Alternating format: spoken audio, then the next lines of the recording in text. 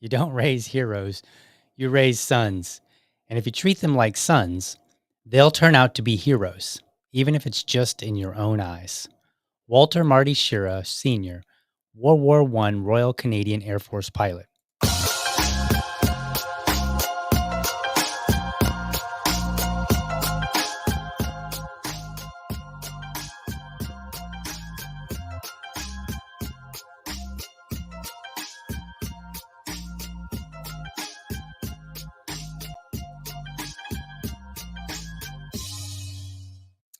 All right. Good afternoon, not morning. Good afternoon.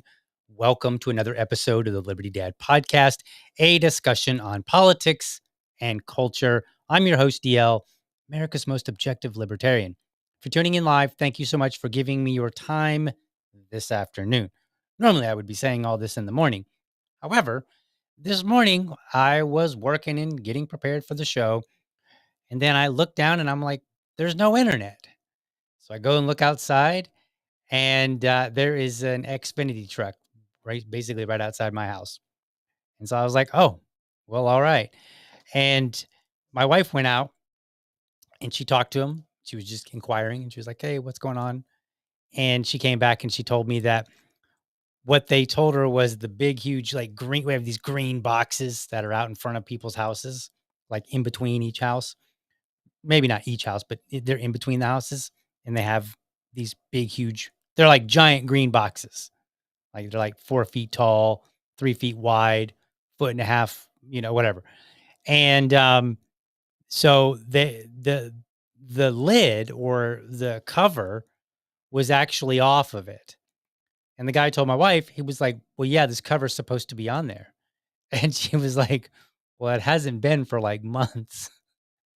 And he's like, well, water got in there and is disrupting the signal. And we got an alert saying there was an issue. So here we are. So they were working on the line this morning, and therefore I couldn't stream. Now I might have been able to stream from my phone, but I have some videos that I wanted to show you today, and that was just not going to work. So we had to delay the stream until now. Interestingly enough, I am still working for anybody if you're new, this will be new information to you. If you've been listening for like a week or so, you'll know what's up.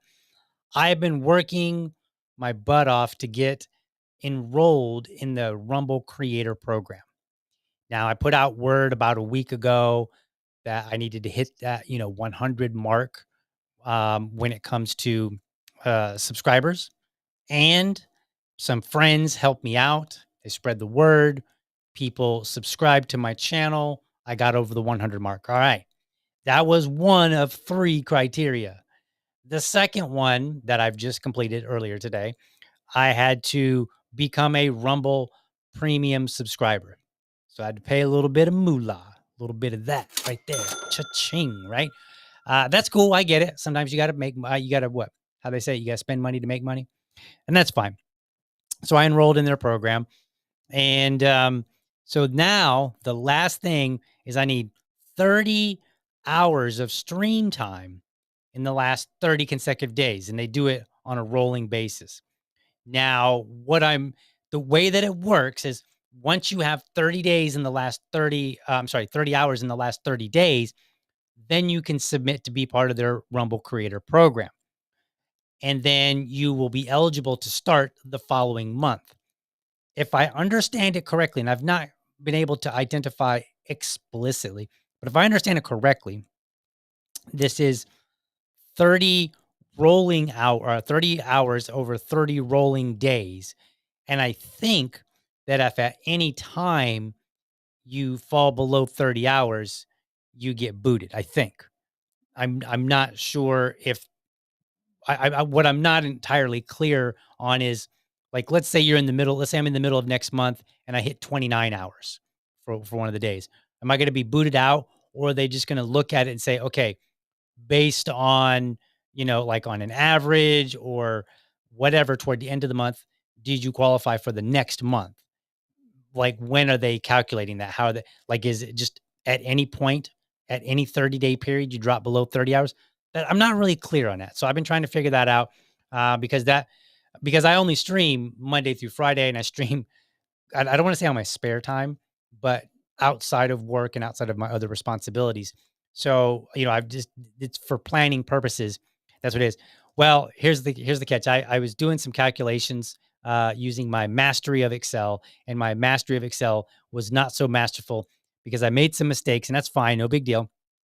And I'm not going to show it to you. I'm just looking at it here so I can tell you about it. But I made some mistakes in my calculations because in order to go back 30 days, I had to, go and pull up all of my shows and then say, all right, how many hours, how many minutes, how many seconds does Rumble have it registered for? And what I was having trouble doing is in Rumble, they've got me at 22.1 hours presently. And I was like, okay, that's cool. But what's it going to be tomorrow? What's it going to be the next day? And so on and so forth. And then use that to calculate how much time I need to stream each day just to make sure that I make it. And what I'm trying to do is get that 30 hours by the 29th. That way I have a little bit of a buffer on the 30th. But we'll see. We'll see if how that plays out. But right now, it looks like I need in the next 6 days, including today, 14 hours of stream time. So what that means, and basically what happened is before I realized the Rumble Creator Program, before I realized the requirements for it, I was going on my happy little merry way as normal, which means I was skipping weekends, and if something came up in the day, I would just not do it that day. So I have some gaps, and now that I'm trying to get into the program, I'm going to be more mindful about those gaps. But I can't do anything about the past. So that's why it'll fluctuate up and down a little bit, and why I'm only at 22 because like I did not stream the 12th or the 13th. I didn't stream between the 5th and the 8th. I think I was sick those days. I can't remember.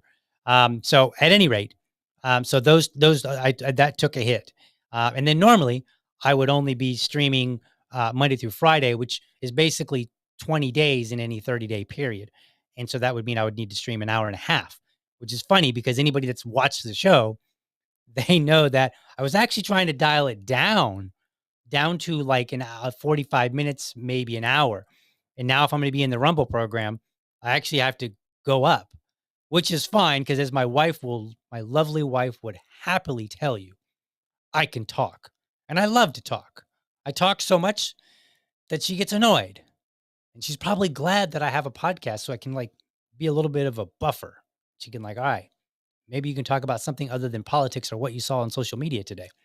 So, so that's where you guys come into play. You can listen to me and I will chat it up. So anyway, that's what's going on. I just wanted to give a little update on the Rumble front, where we are. I am looking forward to getting in on that Rumble program. Now, what's weird, I was watching a podcast of theirs this morning. It was a podcast they did like a month or two ago, and they were talking about it.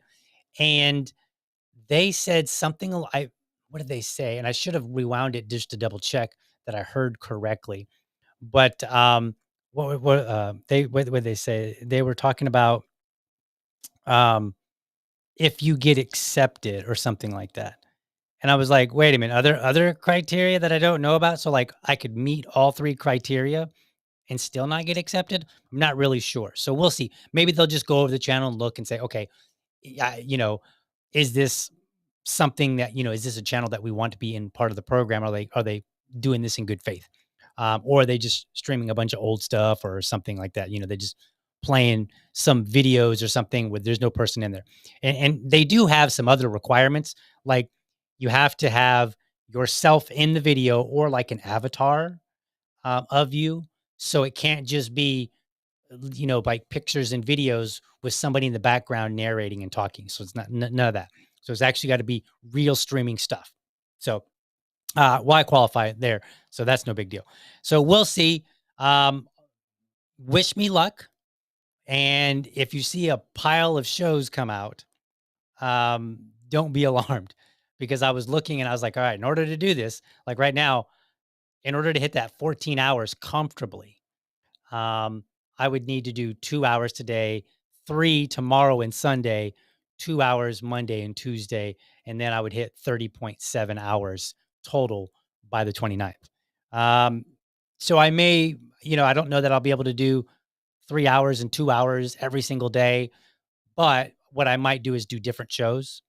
That might be a little easier because I tend to think that the 3-hour shows you can do that as a single individual, but I think that tends to be better if you have a guest on. And I don't have any guests lined up to help me get through this. So it might just have to be extra shows. So that's where we are. That's what we've got going on. No big deal. Um, yes, my VA lady says you could do a Saturday stream for 5 hours. Yes, I could do a Saturday stream for 5 hours and then have no more voice left. That would be rough. That would be, I'm not even sure anybody would want to tune in for 5 hours. I don't even know if I want to tune in. I might have to like take a break and be like, I'm going to lunch. See you guys in a few minutes. Anyway, what do we got for today? I want to talk about, you know, yeah, I see these videos online all the time. And in a way, I think there's a subtle racism in the background, but I really hate focusing on any racism component. And the reason is because I don't find it productive. And a lot of times it's when people focus on it, they overdo it. So it's like there might be this small component of racism, but they'll make it out like it's the worst thing in the world.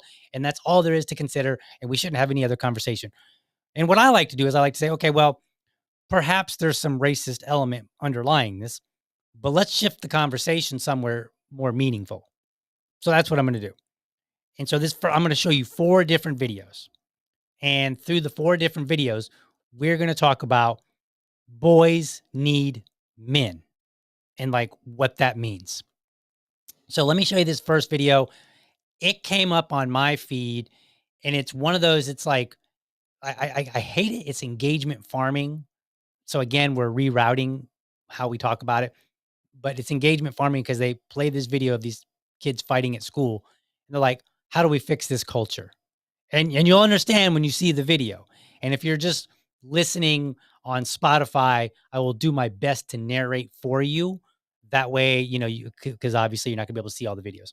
So, or any of the videos for that matter, unless you come to my channels. So Spotify folks, or anybody listening through the standard podcast, you can always go to youtube.libertydad.com. You can always go to rumble.libertydad.com, and you can find me there. So here's that first video. Let's play it. And this is I think this is in Atlanta, and it was just like a week ago, maybe, a video taken inside of a school. So here, let's watch what happens. Okay, so right there.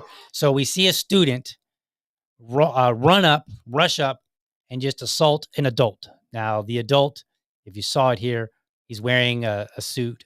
He's got a tie and he's got a suit on. So, and I believe through a little bit of research, I found out that he might have been like a principal or a vice principal or something like that.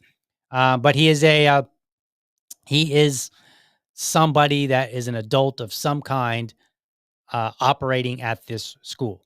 Okay, so we'll continue watching here. So he blasts him. Another man grabs the kid. Now the adult's getting in it. The guy that was wearing the tie and the suit, now he's trying to assault the kid. Okay, so this is not good. We're like 5 seconds in, and we've got major problems here. All right, so we're okay. So now there's another kid that got a swing from the original adult who got assaulted. Okay, and so he goes down. He gets back up. Seems like it could be over, but it's not.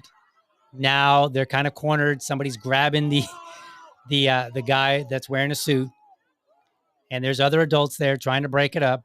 And the guy in the suit doesn't seem to want to break it up because, and of course the kids don't. The young males don't.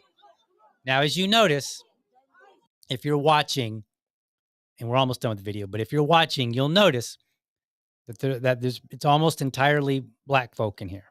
So this is the nature behind, like, and I see a lot of these are like, how do we fix this culture? And then it shows some black people doing terrible things, right? And it's kind of like this. The gist of it is, look at these black people doing black people things. How can we fix this? Or sometimes they'll say, you can't fix this culture. And I would disagree on several grounds. We'll get into it in a moment. But I don't think that it's like you can fix a lot of things. So let's continue on. All right, so now there's still some commotion, right? Looks like they've been broken up a little bit. Oh, nope. We get back into it now. Now we're still swinging at each other. You know, the man in the suit still trying to attack a kid, right? People are up and down on the ground here. A lot of fighting, a lot of swings, commotion, yada, yada, yada. Okay. All right. Video's almost over. All right. So you've got, it's hard to see what's going on exactly, but basically, what you have happening in that scene is one adult, for whatever reason, got swung on by a student. And then that created this back and forth altercation. A couple of other adults came in. They tried to break it up. Didn't appear that any of the students were really putting any effort toward breaking it up. And so a lot of people are like, oh, what do we do about this culture? This black culture. They're so violent. 1350, right? And that's what people like, you know, and if you don't know what 1350 is, they'll say like 13% of the population is black, yet 50% of the prison population is black. And so they'll be like, see, they're so violent. Never mind that if you dig into the details, you find out that of those who are violent in the black community, like of black people who are violent, that represents like 1% of them. So like 1% are committing this, you know, are the ones that are committing this 50%, right? So you've got 99% of all black people in the country are not violent. Okay. And I think that's important to know, but that's not really what we want to focus on. We don't want to.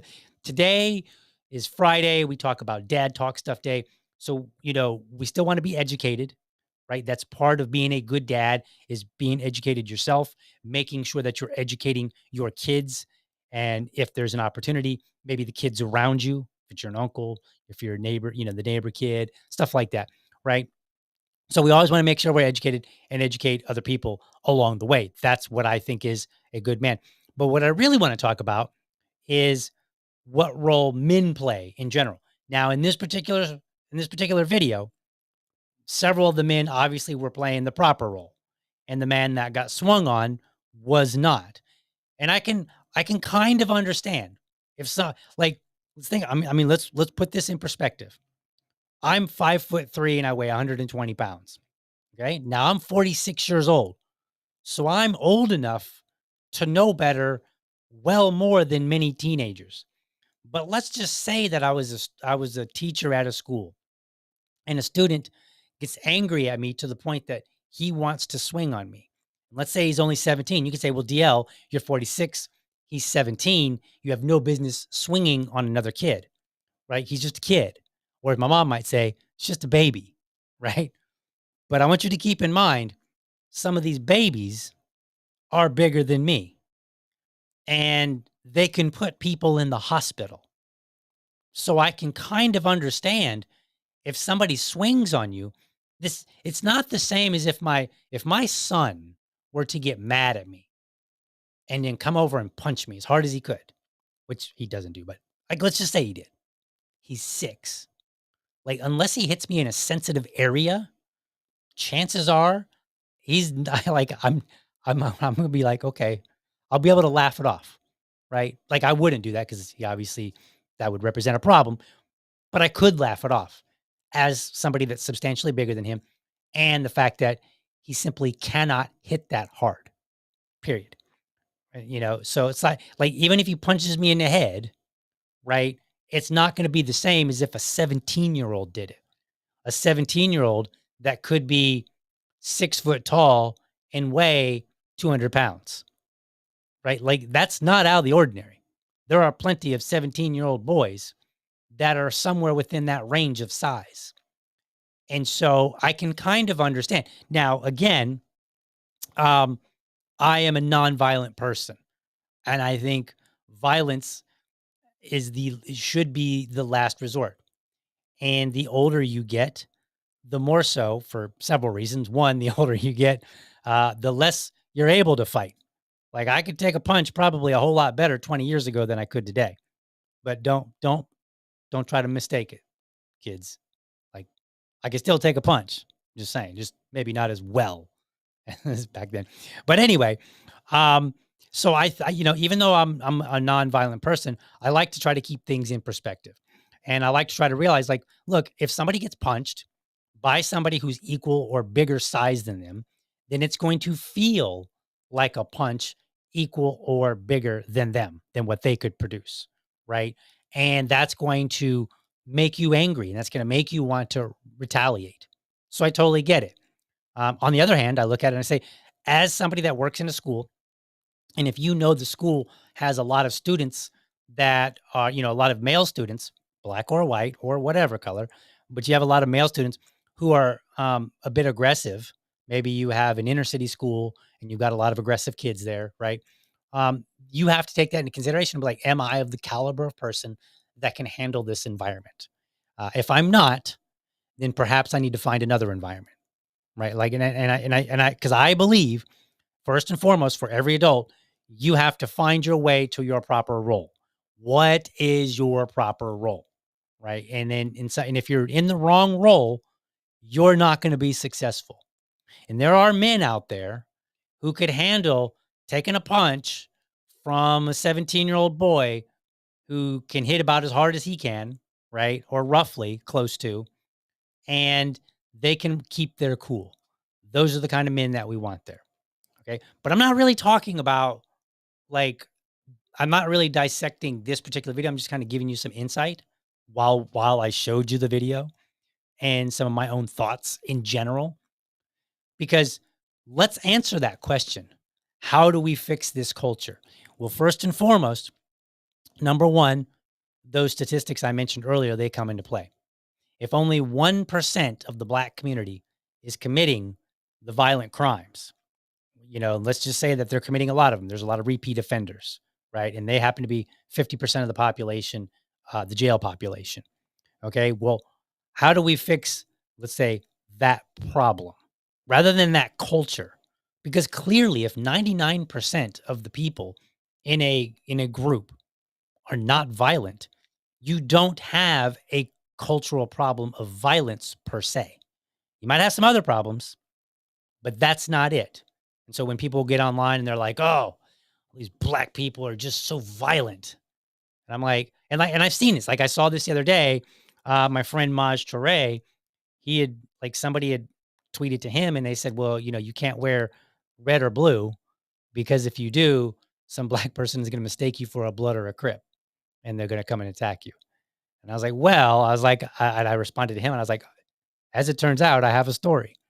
And I was like, when I was like 20, maybe 19, somewhere around there, my friend and I were into gangster rap music, and we were acting stupid, and we were wearing colors, and we were sitting in our car chilling for a second before I don't know, I'm not sure if we were getting ready to leave or not, but we were sitting in our car, and a dude walked up to us, puts his elbow up on the top of the car, and he leans in. He's like, "Excuse me, guys." He goes, I don't remember his exact words, but he's like, "I see that you're wearing some colors, and I don't recognize you. So I'm going to ask you politely to go ahead and remove them." And we were like, "Okay." Because we knew, like, we didn't know who this dude was. Maybe he was just talking tough. Maybe he was a real gang member. We don't really know. But what we did know was, if he was a gang member, probably best not to stir up something right there. Because one gang member usually has friends. So I was like, based on that one story, like, well, I can tell you that, number one, most black people don't care whether you're wearing red or blue. Like, they just don't care. The ones who might care, gang members, they might also come up to you and just give you a courtesy and be like, "Yo, take that off so we don't have any problems." Now, yes, you should be able to wear whatever you want, but I'm just kind of responding to some of these ideas. And so, we have to. This is part of being a man.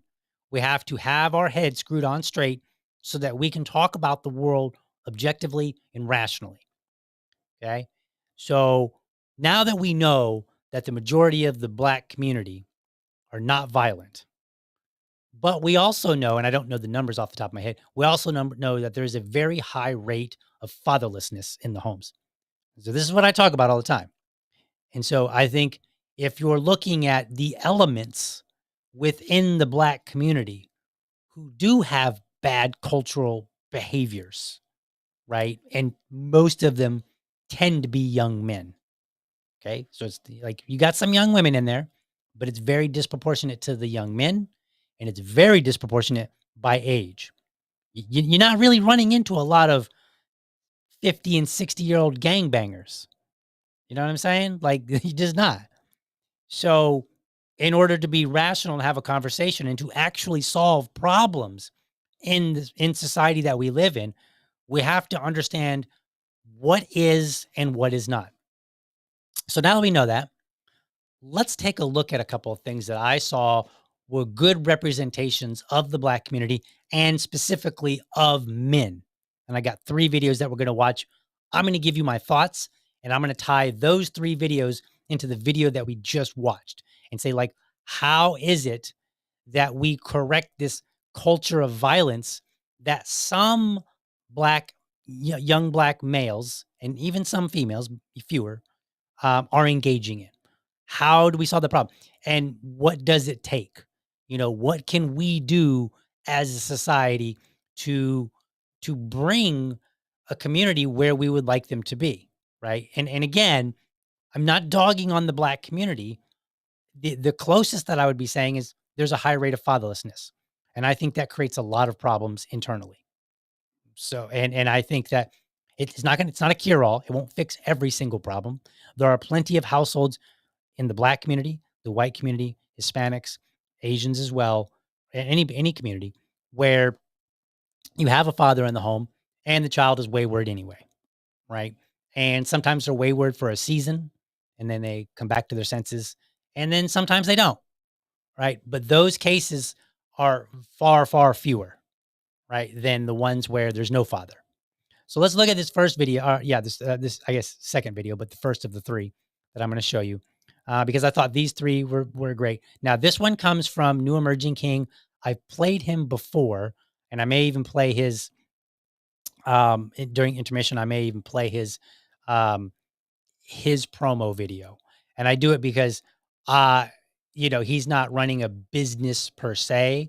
He's running an organization where he works with young, and I think it's exclusively young Black males, but it might be other ones. I don't know. So anyway, he's the New Emerging King, and he's got a lot of videos, and sometimes he takes heat for them. And I love his videos. I think they're great. In fact, I would say between him and Joey Swole, the big, huge dude that's always going on about behavior in the gym and making the gyms a great place to work. I think those are my 2 favorite follows, which is, you might be surprised, because like my 2 favorite follows aren't even political. So whatever. All right, let's play this video and then we'll see what we get. Keep your hands up. Ooh, a little loud. Okay. All right. I don't hear nothing. Let your dad fix that. Go over there and see your dad. Let him fix that. Fix it. 1, 2, 3. What you crying for? 1, 2, 3. What are you crying about? 1, 2, 3. Good. Okay, so I'm going to pause it here for just a second for anybody that's listening on the side or on podcast. So what you have is and I'm just going to call him the New Emerging King because I don't know his name. It might be Randall. I'm not sure. But so they're in a gym and one of the boys was crying and the boy looks maybe 7 years old. He's crying. He's like sitting there and he's got his dukes up because they're practicing boxing. And so he's like, first he's like, "Hey, why go see your dad? Why are you crying?" And so they're not being too sympathetic here to his tears, but they're not being what I might consider to be a hard ass either. So let's continue watching and let's see how. And I assume that this is dad talking to son. I'm not entirely certain because I believe he does have kids, but he also works with other kids as well. And I don't know which kids are his and which ones would not be. So we're just going to assume for the time being that this is his son. 1, 2, 3, 2. Hey, 1, 2. Okay, so you 1, 2. Something left until you say something. 1, 2. 1, 2, 3. Bye. Run. Okay. So if it might be kind of hard to hear because in the background you got a guy saying 1, 2, 3, 1, 2, 3. So I think he's working with some young boys or a boy off to the side outside of the camera view. And then you have New Emerging King with this young boy. And then he tells him, he's like, go do some laps, right? Because he's asking him, he's like, all right, talk. Use your words. Tell me. And the boy's still kind of, emotional, and he's kind of teared up, and you can see on his face it's retched up. And so then he's like, all right, go take a lap and come back. So that's what he does. So the boy now goes and runs, right? That's what I'm talking about. Touches the Go wall, with your brother anyway. comes back. One mess up, everybody go. Everybody go. Go. Come on, Go. Come here. What are you crying about? All right. You still don't know? Huh? Okay, go on. All right. So again, he asked him, he's like, what are you crying about? You don't know? You don't want to talk? Okay, go run. You know why you're crying now? What's up? Why you crying? Good. Okay. So you may not have heard it, but he was like, why are you crying? And then the boy said, because he hit me. And so we're going to get to what happened exactly in just a moment. Okay. So what we saw was the boy was upset. He was crying. He was not talking. And dad's like trying to get it out of him. It's like, hey, you can talk, what's up? What's going on? Why are you upset? Okay. If you don't want to talk, go run until you've calmed down to the point and you've collected your thoughts that you can communicate. I think this is great, right? Like he's teaching him what many parents teach. Use your words. Use your words. Communicate. Lay it out. What are you upset about? And I think this is good for many reasons. We'll get into it in a second. Why did he do that? Do you know why he hit you in the eye? All right. Because So you had your hands up. You understand? 1, 2, 3. He's trying to teach you why your hands need to be up. Good. So 1, 2, next 3. time, if Good. he hits 1, 2, 3. you with the phone, Ah, it got won't it hit you there. in the eye 1, because 2, your 3. hand will be up. You understand? okay. So what happened? They're taking boxing lessons, and they've got one of those foam noodles that you play in the pool, and they're using it to like tap on the side. So they'll tap on the ribs, they'll tap on the shoulder, they'll tap on the head, right? And the goal, of course, being to teach the boys to, move their body and adjust and block the hits. And the boy wasn't keeping his hands up high enough to block his face. And so he ended up, and I don't know if it was on purpose or not, but he ended up getting hit in the eye with the noodle. Now, again, I don't know if that was on purpose or if they were just tapping him and he ended up getting tapped in the eye and it bothered him and then he got upset. And so now it's being explained to him, like, why did you get hit in the eye? You got hit in the eye because you weren't keeping your hands where they need to be. So let's continue. Good. 1, 2, 3. Put your hands up. I hit you in the face. Now put your hand back up. Come on. Your hand is there to block that shot. You understand? That's why you got hit in the eye. What you gonna do with this hand? Say something. What you gonna do with this hand? You gonna put it up now, right? So that way you don't get hit in the eye. You understand? Elbow. That's why you got hit in the eye. He wants you to learn to put your hand up so you can protect yourself. You was crying, right? Show me you mad. Here you go. Put your hands up. Hand up. Hand up. Boom. There you go. All right, now I want you to block a shot. I'm finna try to hit you, okay? You ready? Boom. All right, now throw a punch. Throw a punch. Throw a punch. Boom. Boom. Good job. Hand up. Boom. There you go. Throw a punch. Boom. Boom. There you go. Okay. So now at this point, we've got the boy recovered. We meaning him, not me. And now he's kind of walked him through and he was like, all right, look, put your hands up. And then he brings his hand over and he's like, look, if I try to slap you in the face, your hand's in the way. I can't slap you, right? So that's why you got hit with the noodle. And so then he's like, he puts his hands out and then he asked the boy to, okay, punch my hands, do this. That. So now they're going through the motion. So the whole thing here is all about, we're here trying to do a lesson. You were not following the lesson. And unfortunately, you got hit in the eye with a foam noodle. And because you're a little guy, that probably upsets you. And when you got upset, we need to work this out. And we need to figure out, okay, number one, why are you crying? And then number two, all right, let's talk. You've got to stop crying long enough to be able to speak and communicate what you're upset about, which is a good skill to have. Okay. And then they start practicing some more. Hand up. Boom. Throw a punch. Boom. Boom. There you go. Boom. Boom. Boom. There you go. Boom. Here we go. Boom. Boom. There you go. That's why you got hit in the eye. He wants you to learn to protect yourself, okay? You all good now? You want a hug? All right. All righty. Perfect. Love it. Go back and train. Go ahead. Okay. So after all of that, then he's like, are you good? Would you like a hug? And then he hugs the boy. Again, this is why I think it's his son. And so he's explaining why the instructor hit him in the eye. And in the post, he says his coach hurt his feelings because he needed to learn a physical lesson about listening. No pain involved, just hurt feelings. He came to me, no coddling, no yelling, only teaching. Learn to speak up for yourself and say what's wrong. Totally agree with that. That was the post that he put out with the video and what he said. I totally agree with that. So I want you to put that in the context of the video, the first video that we saw, where the kids were, angry and fighting each other. So I want you to imagine if that young man who took initial swing at the school teacher or principal or whomever it was, imagine if he had had the lessons from 6 years old. Hey, when you get upset, talk, spell it out. Don't just react. Because when you're 6, the way that you're going to react is you'll cry, maybe you'll throw something, maybe you'll kick something, right? Like that's how you throw a little tantrum. And so you have to learn, okay, it's okay to be angry. That's okay. We teach our son that. We're like, it's okay to be angry. There is a line on what you can do when you're angry. If you go and you start throwing your toys, you are going to get in more trouble.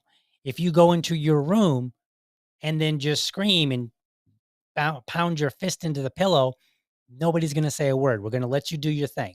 We're going to give you a few moments, and then we're going to be like, all right, let's talk about this. Let's work this out, right? Like, let's use your words. And if we can, my son is still 6, so he's still working on it. But if he can, we're going to, instead of letting him go off and just be angry and, punching a pillow, teach him not to bury his anger, but to calm down, take a breath, and then tell somebody, what is it that I'm upset about? Why am I upset? Because the verbal skills will be very valuable when he gets older. And if we teach them now, then he will have time to make mistakes and get it right. And the mistakes that he makes early on will be far less problematic than the ones as an adult. So think about this, or even as a 17, 16-year-old. So let's say that my son is 6. He gets mad at me. He throws one of his toys and it breaks a window. Let's just say something kind of dramatic because we have a lot of windows in the house. He'll get in trouble. He's going to hear daddy yell, right? However, I think because, he hasn't learned to be comfortable with the outcomes, like, oh, I broke a window. Like, he's not trying to break a window. But if he throws a toy and then the window breaks, he's all of a sudden going to be like, whoa, I just broke a window, right? Because he hasn't learned yet to be comfortable with the result of his anger. And so that's why we want to head it off early on. You want them to stop. You don't want your kids to grow up being comfortable with how they retaliate in anger. That's how you grow young men into men who become abusers and violent. They become comfortable. You didn't become comfortable with violence and hurting people all at once. You became comfortable with it over time. This is why they say, like, if you look at serial killers, a lot of them, have harmed animals before they went on to, go serial kill people, stuff like that. This kind of video is this kind of training is what you need. You need training that, one, this is about self-defense, but along the way, we're also going to teach you how to use your verbal skills and how to maintain your bearings while you're upset. I mean, sometimes I get upset at my wife and sometimes she gets upset at me. And even after 12 years, we have never once put a finger on the other person while we're angry, right? Like, we've never hit each other ever. But what I'm saying is, like, while we're angry, we've never once, even attempted to it. Why? Because we learned early on to manage our anger, right? And so whatever outburst we have at worst is yelling. If I'm working on a project, it might be throwing something. That's an entirely different situation. That's me being a man, because no people are involved. Although truthfully, the more you can maintain your anger, the better off you are, even with inanimate objects. But I'm not going to lie, it does feel pretty satisfying when you're working on something and it doesn't go right, and then you just get mad and you throw your hammer across the room or something like that. There's a good feeling there, and I'm not too worried about that, right? I'm worried about the interactions with people. So I think that video did a very good job of demonstrating, like, look, you can teach self defense, which I think is good. Self defense gives you confidence, but along the way, there's a lot of room for teaching um, how you can maintain your bearings when you're upset, which is a valuable skill that you get from your dad and other men. This is why I say boys need men. This is not a boys need all the men in the village to raise them, but kind of, sort of. If they see the men in the village acting largely the same, and then the men in the village will snub their nose at certain behaviors. Well, if they want approval of the men, guess what they've got to do? They've got to fall in line to some degree. There's some variability out there. You can get away with some things, but there is a certain point for which, nope, you're too far. You're too far away, and that's not acceptable. So let's take a look at this second video. And then we're going to see what we learned from that one.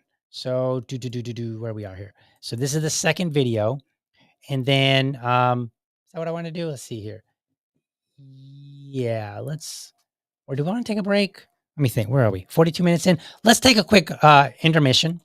And then when we come back from intermission, then we will watch the next two videos and talk about them, and we'll wrap it up. So we'll be right back.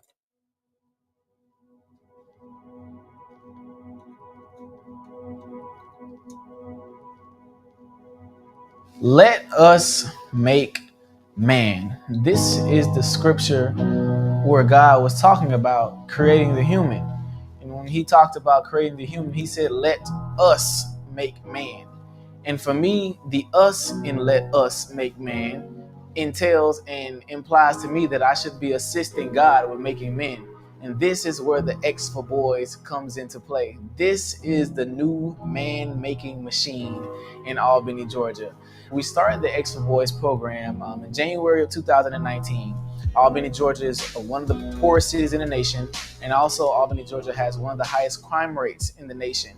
And so I took it upon myself to curb that by working with young men and boys in the community and teaching them how to work in the skilled trades, such as working on cars, fixing houses, simple home improvement, simple brake repair, oil changes, plumbing, anything of that nature, to try and help boys actually use their hands. I appreciate King Randall for taking the time out of his life to give us young men the opportunity to do things that can help us be better men and better people in life. The X for Boys is creating men that'll be self-sufficient, that will be able to protect their women and children, and will be able to go out and earn things for themselves.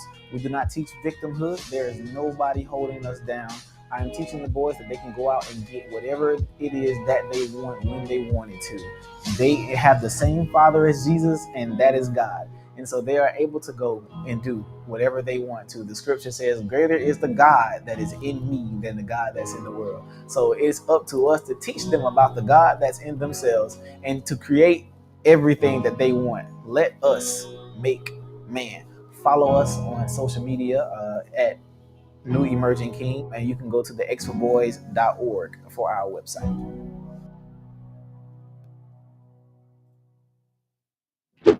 Hey, Liberty fam, do me a favor. If you enjoy the show, be sure to hit the like and subscribe button to my channel. And for the really serious folks out there, I want you to hit that bell so that you never miss an episode. By the way, if you want to support the show, head over to libertydad.locals.com and sign up. For $5, you can be part of this show. There, I'll engage supporters of the show. We'll discuss topics that you want me to talk about, response videos that you would like to see, or anything related to the show. And I'll even have a monthly subscribers only episode. By the way, I'm always looking for dads to join me for Dad Talk. That's my series where I invite everyday dads on to talk about what's important to them in the context of being a dad. No argument, no debate, and dads choose the topic. It's my way of raising dad voices. If you're a dad or you know a dad who has something to say, let's get connected. Episodes air live on Friday mornings or Friday evenings, whichever works best for dads. All right, let's get back to the show. All right. Good little intermission there. Got me a little bit of water. Checked out a couple other things. All right, so we're talking about boys need men. And in the first half of the show, I showed you this violent encounter that happened at a school recently. And then I showed you the new emerging king, who is a great follow on X. And in fact, if you're on X, you can find him at New Emerging King. Like, just look it up. He goes by King Randall Again, I think his name might be Randall. I'm not really sure. I love all of his videos that come out. And it's funny, in the intermission there, he's talking about teaching boys how to change their oil. And there was like, he had a video just like in the last couple of days where he's like, "What's this?" And they're like, "Oil filter." And he's like, "A what?" And they're like, "Oil filter." And he's like, "What does it do?" And they're like, "Filter oil." And he's like, "Well, yeah, it does filter oil." And he's like, he's going through and he's like, "What is this?" "This is a pan that the oil goes into." "What is this?" "This is a, what was it? A funnel," and he's showing him all the different tools and things that you need to change the oil. And then he was going to teach them how to change the oil.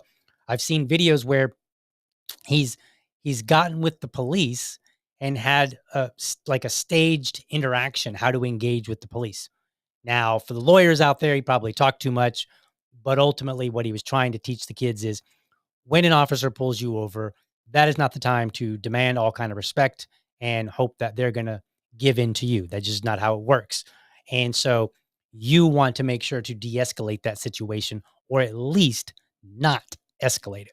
So he's got a lot of great videos. I encourage you to go check them out. I have a heart for anybody that wants to work with kids. I worked with teens on and off over the last like 20 years, more so when I was in my 20s. But then I did a few years before my son was born. I worked with a teen for several years. And so I find it to be very rewarding. It's also challenging, but I think it's very important. Also, I want to point out, if you're a man watching and you have the time, go find your local, whatever organization is in your town. It could be the Boys and Girls Club here in Jacksonville. We also have Daniel Kids, which I was a part of. When I went to Daniel Kids, they told me, they said, we match men up with boys, women up with girls. And they said, we have plenty of, because they don't have that many girls that are in the program, but they mostly have boys. And so they're like, we got plenty of women. We're dying to have men. So like, I'm telling you, men, you can help out greatly in this world by being a mentor. And speaking of mentors, this next video, it was posted. I think it's an old video. I think I've seen it before, but it was posted and it said, "Father faces backlash after video shows him disciplining child for disrespecting mom. Some say he went too far." Now, again, this is engagement farming. Okay. I know what they're doing, but I think there's a broader conversation that's worthwhile to have here. So I'm going to show the video.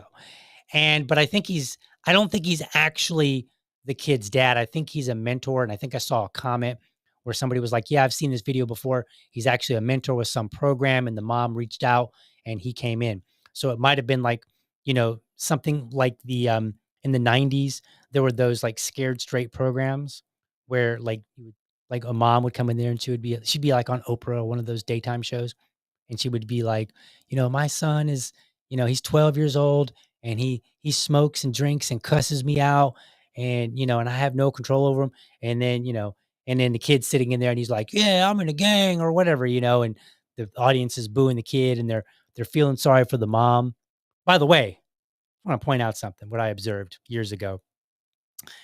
If a mom, it's usually moms, but if a mom has a kid that's out of control, and then she's in front of a bunch of people and she just takes responsibility and she's like, "I'm a terrible mother. I don't know what to do."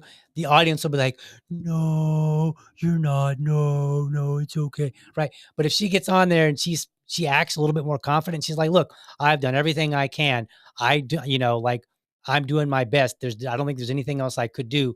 It's my child." Everybody's like, "Boo, boo." Like it's super angry. So just side observation there. But anyway, so I think this guy's a mentor. So I want you to watch this video and we're gonna see what we learn. Like she crazy, cursing at her, telling her what you won't do. You won't clean your room. You won't do what you want to do. And you talk to your mother like that? Like you tough? Do you think you tough, little man? See, I like that. No, sir. So when I tell you, you have to get to them early, and I don't mean to sound like some sort of weird cult. What I'm saying is like a lot of this training, even if a child goes a little wayward, the earlier you can teach them good, meaningful lessons, the more likely that they have a chance when they get older. So this kid, even though he's apparently disrespecting his mom, not doing what she's asking him to do, and whatever else he might be doing, yeah, I don't know if you might not have been able to hear it, but the man is yelling at him, and he's like, is do you think you're tough? And the kid says, no, sir. So he knows. He knows. He just needs it enforced and then reinforced that, hey, you talk to people, you talk to adults with respect, right? And we do that with our son, like, and we do it back so that he understands this is a two-way street. So sometimes I'll ask my son, I'll say, hey, take the dog out, take Honey out, and be like, okay. And then he'll come back in. And not all the time, but sometimes I'll say, thank you. Sometimes I'll say, thank you, son. Sometimes I'll say, thank you, sir. Right? Like he's not technically a sir to me because he's my son and he's 6. But I want him to know that respect is a two-way street. He should give it and he should expect it. And then as he gets older, we can deal with when he doesn't get it, what do you do? But for right now, we're instilling the immediate lessons. Hey, you don't like, he doesn't call his mom by her name. He doesn't call me by my name, like talking to us. Like he might say that his parents named this or that to somebody else, and that's fine. But he doesn't come up and he doesn't come up to me and say, hey, DL. He says, hey, daddy, or hey, dad, right? Mommy or mom, right? Like he'll say that. He'll call grandma, right? He doesn't use our first names. But we do. And that's more to reinforce that you are still under our authority. Like there is a difference in the relationship here. There's a hierarchy. But at the same time, he should expect that we are courteous to him. And so sometimes, yes, even though he is not an adult, I will say, yes, sir, no, sir, to my own son. And I mix it up. There's just no rhyme or reason. I don't have sometimes I'll say, thank you. Sometimes I'll say, thank you, son. Sometimes I'll say, thank you, Zach. Thank you, sir, whatever. Right. The most important part of that lesson is to let him know that we should give and expect courtesy. So let's continue listening to this video. Talk to me like you talk to your mother. Talk to me. You think you're tough, don't you? Boss up on me. Cuss me out. Tell me you ain't gonna do what I say do. I dare you. I dare you. You ain't gonna do it to me? Why you do it to her? Why you talk to her disrespectfully? Why? Little boy, answer me. Why do you talk to your mother disrespectfully? You don't know why you do it. So I'm not gonna lie. That's exactly the answer I would expect him to give at that age, right? Like I couldn't imagine he would be like, well, because I'm a brazen little kid who hasn't learned to be respectful. Like I couldn't imagine him giving a practical answer. It would just be like, I don't know. I just did. Right. But again, and that's the point. He's young. He doesn't know why. But I can tell you why. Because he has not been raised that respect and courtesy is a two-way street. You give it, you expect it. And that there is a certain hierarchy between him and his mama. And this is why I say fatherlessness is a problem. Because our son is a really good kid. We don't, like, if he's misbehaving, 99% of the time, he's probably very tired. And in that sense, we usually try to get him to take a nap really quickly because he's just, he's 6. And so he hasn't quite learned how to be tired and grumpy and courteous at the same time. All right. That's a work in progress, and that's okay. He's 6, but he does know that certain behavior is just not acceptable. And we don't give him a pass because he's tired. And and so sometimes when he's tired, he gets snippy. Sometimes he gets upset and he starts crying. In either case, we're like, all right, why don't you go take a nap? And we'll reinforce, we'll say, you're not in trouble. You need a nap. Right. But if he is being disrespectful, which is relatively rare, he gets corrected like, whoa, whoa, you don't talk to your mommy like that. Right. Sometimes like I think if mom asks him to do something and he's busy playing and he's like, yeah, and he's going to get to it in a second. And then she's like, hey, you need to do this. He might get up and go, all right, all right. And I'm like, whoa, whoa, whoa. Watch how you talk to your mom. We don't talk to your mommy like that. Right. And so I think fathers being in the home, basically doing what this man is doing, is necessary because number one, I think biologically, boys tend to respond more to dad when they're in trouble, right? When dad's mad, they tend to respond better to dad's anger than necessarily mom. I would love to tell you why I think that is, but I don't know. I just think that is the case. So I think it's absolutely critical. And there are times where maybe a young kid is going through a phase and he needs a dad to sit him down and be like, excuse me, why are you talking to your mom? Talk to me like you talk to your mama because we're going to have some problems. Right. And, or as my friend Tub likes to say, every child should have a little fear of God with their daddy. And I know that that might upset some of the libertarian members, some of my libertarian peers, because we tend to think in terms of like peaceful parenting and, you don't yell and you do. I think there's a time and a place for yelling. This would be one of them. If you've got a young boy that's cussing out your mom, or any boy for that matter, I think he needs a loud male voice to correct him and say, not acceptable. You knock it off now. Knock it off yesterday. So let's continue watching the video. About 10 seconds left. Today I'm gonna help you find out why. And today it ends. Today it ends. Do you understand?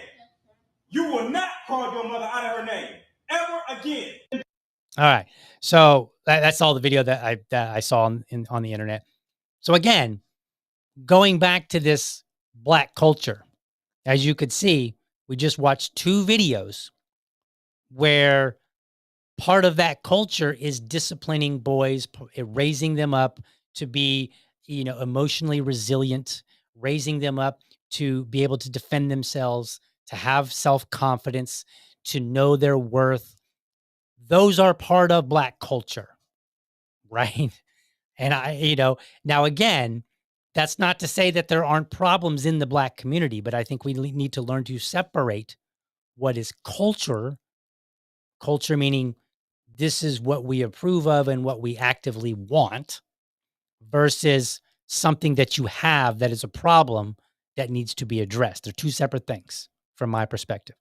And if you're listening and if you're a black person, you might have a different perspective or an additional perspective, and that's cool.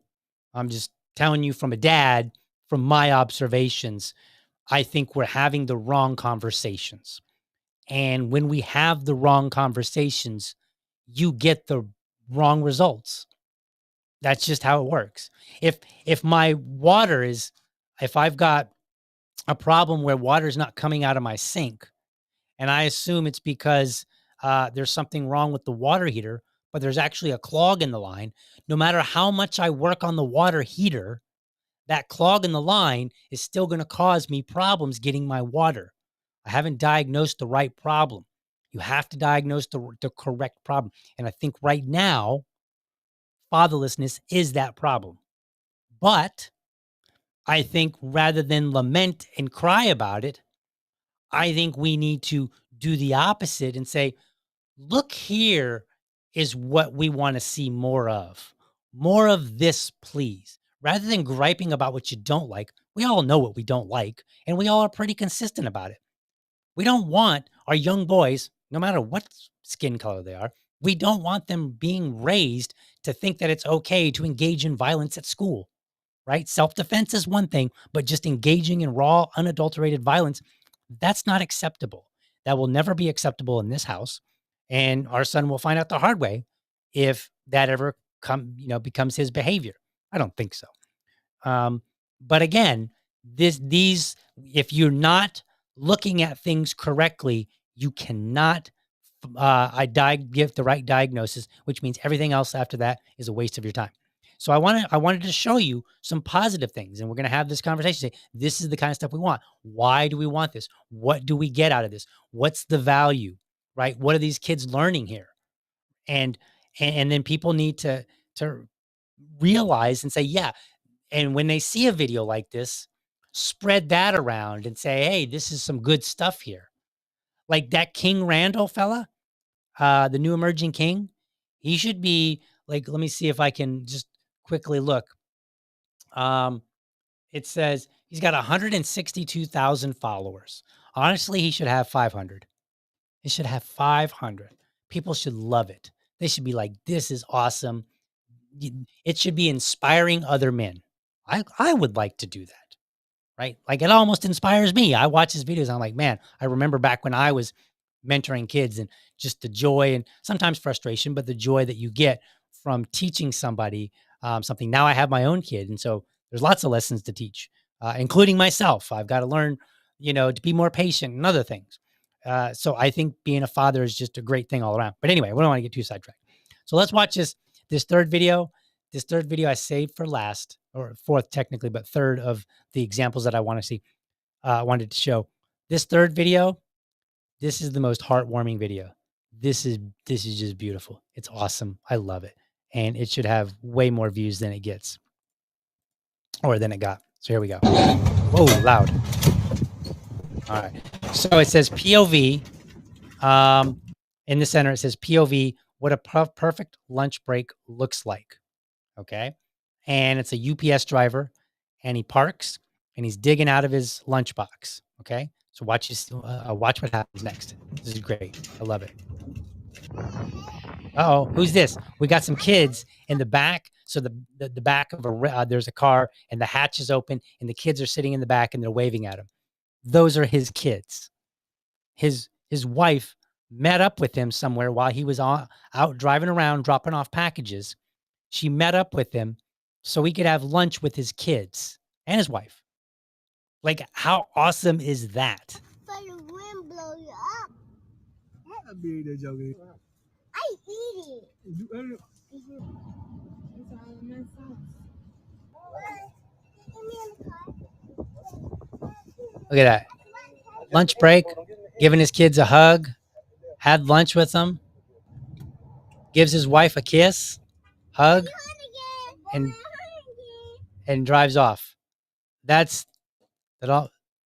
Is it dusty in here? I feel like it might be dusty in here. Somebody let some dust in my office. But I mean, that's an awesome video. And these are the kind of things that I want to see more of. Not just the video, but like many videos like that. And here's the thing. You can't have any one of those videos alone, right? Sometimes you need to have a heart-to-heart with your kid and you need to be a little bit stoic. You be like, look, you need to stop crying. You need to talk to me. What's going on? Let's talk this through. Okay, you're not ready to talk? Go take a lap real quick. Sometimes you need to scold them. You need to be like, hey, that is unacceptable. It ends today. That first and last time you ever do that again, because you're going to be in a lot of trouble if I see it happen again, right? Depending on what it is. I mean, obviously, if they draw on the wall, I mean, you don't need to freak out. But if they do something very egregious, if they cuss out their mama, yeah, that's a time to sit down and be like, whoa, whoa, whoa. What in the world's going on here? That's not acceptable. And then, yeah, they might need a yelling, right? Like, I think I'm old enough to say a yelling. I think I could do that. And then on top of all that, and probably the most important of all, they need quality time with their daddy. They need hug, sit down for lunch. I mean, as a dad, surely that is motivating to you. Like who doesn't, like, maybe not every single day, but I love having a lunch with my son or my wife. I mean, sometimes I want it with my friend and sometimes maybe I want it by myself, but I enjoy time with my family. And so for me, I look at these 3 videos and I'm like, man, these 3 videos, maybe they don't cover everything that we want to see in the community, just community in general, right? But they show 3 major things. They show men disciplining boys. They show men helping lead little boys when they're upset. And they show men giving, well, in this case, it was his two daughters, but they show men giving their child love and attention. All three of those are absolutely necessary. So to answer that question, like, how do we fix this culture? You encourage the kind of behaviors that you want and you thumb your nose at it. Like, I think it's okay if you have a friend who's out sleeping around and getting women pregnant, just to be like, dude, I can't hang out with you anymore. Like, if you're not going to take care of your kids, I don't want that around my kids. Like, I'm sorry, but you got to change. It's time to grow up. It's time to be a man, right? If you got one of those kind of friends. It's also a good idea. There are many kids right now that don't have daddies. Now, we can lament about it and we can say, that's terrible. These men need to buck up and all this other stuff. But at the end of the day, that child still has no man that can help lead them along, and they run the risk of continuing that cycle. So if we don't want that in our community, then perhaps men who have the time, not everybody does, you go and you mentor some kids and you work with them and you help teach them the lessons that they didn't get, so that they get to a place where they become a man in society that we want. I've talked about this with immigration, and I'm not going to get into politics, but the question is, what kind of society do you want? Start building that kind of society by doing it yourself. If you, and it can go with anything. If you want a society that, I'm just going to pick something randomly here.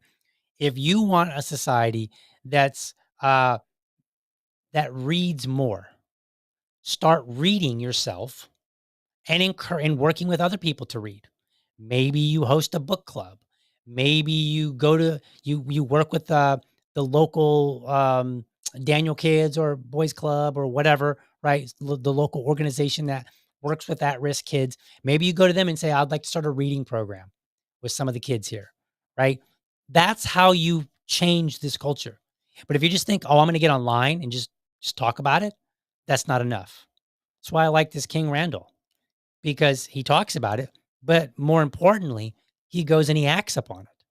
And I think that is just wonderful. And then some guys, the guy in the last video we just watched, maybe he's helping out other kids. I don't really know. But in the video, he's helping out his own kids. And then they just got video of it and they put it out there. And when people share that kind of stuff more, what that does is it sends a signal, it sends a message. This is the kind of content we like to see. And so if people are getting on the internet and they're like, well, I want my content to go viral, then perhaps they will say, well, what is getting attention? Well, if it's this kind of video that's getting attention, by golly gee, because that's what people say in 2025, by golly gee, they'll say, I have a wife and kids. I'm going to take them on a picnic. And yeah, maybe the first few will be, kind of fabricated in a sense. Maybe they're just trying to get some likes and clicks. But eventually, I think it gets to the point where it becomes part of their routine, part of who they are, right? You start out doing something, and then eventually you do it so long that becomes who you are. That is how we create a better society. That is how you fix, quote unquote, the culture. And now, again, I disagree with this whole notion of Black culture being violent. It's really a narrow group of people, young men in the Black community, that are violent. And if men in the Black community want to change that, they will do more of what King Randall does. That's what we need to see. Do more of that. And really snub your nose. Make it basically like, look, if you're going to act that way, the whole community will turn against you. You will have nobody. Right? Like, that's how you change that kind of behavior. But some of it will require men intervening and working with people, teaching them. Because if you've become 17 and you did not learn those early lessons of when you're upset and you're angry and how to talk it out, then you might, well, now you're bigger, You're physically stronger. So the violence that you can impose upon somebody else is going to be that much more dangerous. So it's much easier to do it as a younger kid. But once you get older, the lesson can still be taught, but it might need an adult who's a little on the resilient side and can handle that. Most adult men can handle a 6-year-old lashing out, even physically. Not all adult men can handle a 17-year-old 6-foot boy lashing out physically. And so you need to know who you are, what you're capable of, what you're not capable of. And you need to get yourself into the right position. If you're the kind of person that's got a little bit of a temper and you know that you're going to swing back, put yourself somewhere else. You can still be a value add to to society. Let's call it society. We'll talk about everybody as a whole. You can still be a value add to society. You can still be a value add to your own community, whether it's a mixed community or whether you live in a community where it's all of one particular race or color. Like, you can still be a value add. You just might need to find a different role, one that's not going to crumble over one mistake. Like, this guy, he might be going to jail. I don't know. I don't know how it's going to play out. He might be going to jail. But I can tell you right now, if he had been teaching all these young boys, hey, don't use your fist to resolve problems, he's just undone all his work in that one incident. Like, most of those kids are going to be like, yeah, whatever. He didn't even mean it. And if he didn't mean it, what does that mean? That means I don't have to worry about it. Because if the adult men who are telling me don't really believe it, why should I? Why should I behave in a way where they're not? Like, you couldn't handle it either. So clearly it doesn't work. That's going to be how young men think. So we've got to get the right people in the right roles. And this is really throughout society. The right people have to be in the right role wherever it is, whether it's a company, whether it's a nonprofit organization, whether it's just your community. You need the right people in the right roles. Not everybody's good at everything. And that's okay. My dad was not a tool guy. I'm not sure I ever saw him touch a tool. My mom, on the other hand, she thought she was Bob Vila. And she did everything in the house. And she drugged me along. She's like, you're going to learn how to replace a sink. Okay, we're going to build a wall right here. We're taking out a wall. We're removing some wallpaper. Now we're going to add wallpaper. Back in those days, that's how old I am. Like, I'm old enough to remember wallpaper, right? And so we're going to build a fence. One of the biggest projects that we did, we built a 17 section fence. Each section was 8 feet, and we built it from scratch. We dug every hole, we put every post in, and we literally built the whole thing from scratch, every board. So we didn't buy one of those panels that was already put together and just put them up. Probably because at the time they didn't exist. That's my guess. Or maybe my mom just decided that she didn't like the designs that they had. I don't know. But I'm assuming they didn't exist. And so we built 17 sections, 17 times 8. Like, you do the math on that. It's a lot of wood, a lot of digging, a lot of nailing, right? But because I got that lesson, now when I want to go build a fence in my yard, I'm prepared to do that, right? And so she was in the right role, that she was good with tools. My dad was not. So he stayed in the lane that he was good at, and he taught me those lessons. And if you're a man, who I'm primarily speaking to, you need to do the same thing. Find out what you're good at. If you're not good at tools, then don't worry about it. Or work with somebody who is, just so that they have somebody with them, right? And I mean, because you can still do something that's a learning experience for yourself. That's okay. But you don't really want the blind leading the blind. So that's how you improve society. That is how you answer the question of, how do we fix this culture? Number one, you look at it correctly and you make the right assessment. Number two, you encourage the things that you want and you discourage the things that you don't want. And you don't need government to do it. King Randall, he's doing it in his community. He said in his video, he's like, I just took it upon myself. I was just a guy and I wanted something different. So now he's doing it. And that's awesome. And that can be you. So if you're a man, look where you can contribute to society to make it a little bit better. And I get it. There's 320 million Americans or people in this country. I don't know if they're all necessarily Americans, but there's 320 million people roughly in this country. No one person is going to be able to affect all the men. But if you can affect 5, somebody else can affect 5, and somebody else can affect 5, eventually we've got everybody covered. And we didn't need everybody. You have some leftovers, right? You see how that math works there? But when you affect 5, then maybe those 5 will affect, maybe they'll affect in total 6. Each one will do 1 and one person will do 2, right? So it's a gift that keeps on giving, to be all cliche about it. All right, let's take a look at some comments here. Let's see. Looks like there's only one. I think there's only one comment here. I was in Taekwondo. I think that's what TKD stands for. Our instructor used to come at us with this rattan-looking bat thing. I was 12 at the time. We learned fast to block. Yeah, that's one way you could do it for sure. And in this particular case, in the King Randall, he used a foam pool noodle, which worked just as well. Let's see. Any other comments to address? No, I think that's it. So I think we can go ahead and head on out of here. So thank you guys for tuning in. We're at an hour and 16 minutes. So maybe I'll do another show tonight, or maybe I'll just do a couple shows tomorrow. I don't really know just yet.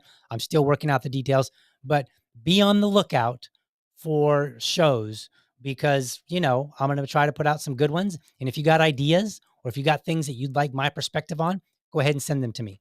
But for now, let's go ahead and get out of here. Thank you for watching, and I hope you found this episode informative and inspiring.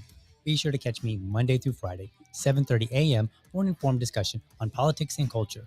Make sure that you're subscribed to my YouTube channel, or if you prefer my Rumble channel, you can go to youtube.libertydad.com, or you can go to rumble.libertydad.com. While you are there, let me know how I'm doing by leaving me a comment. You can also become part of the community by heading over to libertydad.locals.com. Remember, if you're a champion of liberty, your business is people and your product is liberty. I want you to have a great week. Catch you next time. But for now, I'm out.